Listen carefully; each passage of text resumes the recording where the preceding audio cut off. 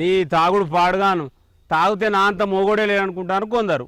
ఇంత పెగ్గు పడంగానే సోయి సొంపు మరిచి బదాట్ల పడి గాయి చేస్తున్నారు. ఈ మనిషిని చూడుండ్రి ఎట్లా చేస్తున్నాడో. తాగుబోతులు తాగి పండక చుట్టూరంగున్న మందిని చంపే కథ చేస్తున్నారు. మా ఖమ్మం జిల్లా సత్తుపల్లి అనే ఊళ్ళే తాగుబోతుల కథలు ఎట్లున్నాయో చూడుండ్రి.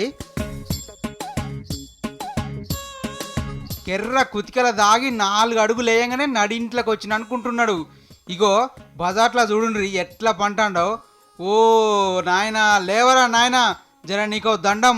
అగో అట్నుంచి లారీలు వస్తున్నాయి. నీ పెండ్లం పిల్లలు నీ మీదెంత ఆశ పెట్టుకున్నారో ఏందో నాయనా. అగో ఇంకింత మంచిగా పండి బొర్రాడుతున్నాడు కదా. ఇక లే నిమ్మలం.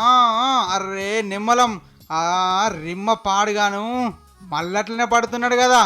అగో చూడుండ్రి మొత్తానికి లేచి ఎట్లా చేస్తున్నాడో.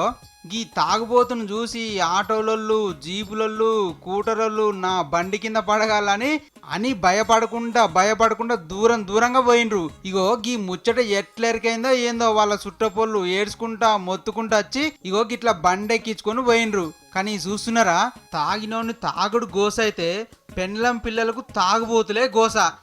ఏంది కథ, ఎక్కడిది తాగుడు?